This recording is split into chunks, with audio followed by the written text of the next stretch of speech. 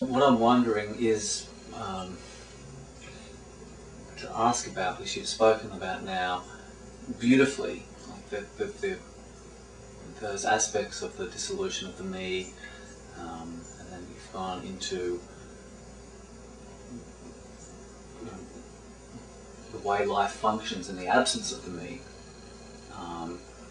And what I'm wondering about, because this has taken the interview to kind of a different level now, instead of asking about that process itself, is where in your life, was there a point in your life of final integration, or was there a level of openness that arose that made that the oscillation like a smooth and continuous circle? What? Fair enough. Is there hope? Is there hope? Is there a resolution? Yes, I would say, if I could isolate myself from the world, then this is integrated in me. There is now a much more smooth integration between me. I used to frame it as, the ego as servant instead of sovereign. But life is also ceaseless relationship, and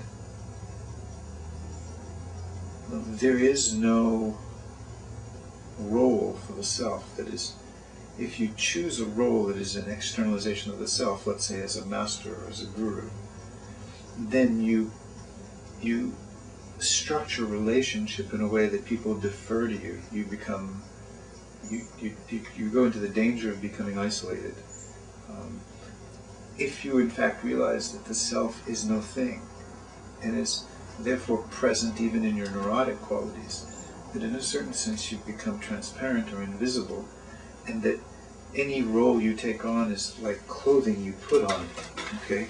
And you could take it off, then that means that all relationships become relative, and all relationships have the right to challenge us, or to challenge me, and all relationships are part of how I learn. And so when someone's suffering in a way that I'm not suffering, I don't just have advice for them, they're my teacher, I have to listen.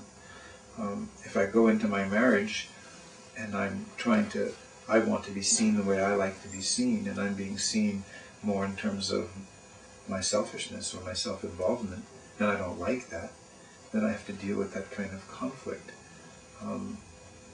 And so the cycling process continues, but it is nowhere near as devastating and painful as it was. It's much, much more integrated. The challenge comes in bringing it into the world.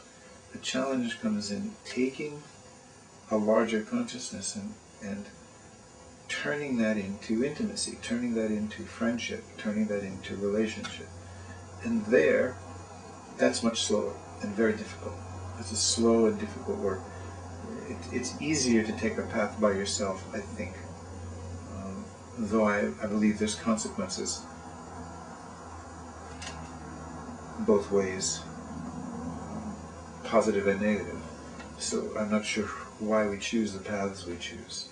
I don't know why I've chosen the path of relationship, and someone else might not.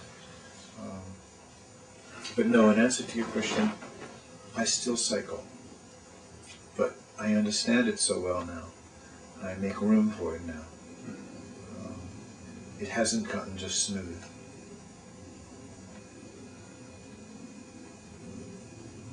What does go unchanged is the silence. It is neither me nor not me, or the emptiness that is neither me nor not me. That never leaves me. That's always there. But what does that look like in a marriage? What does that look like in a relationship with someone who's just sees you as an employer, or sees you as a stranger sitting in the airplane seat next to you? The easiest thing in my life is being a teacher. That's easy.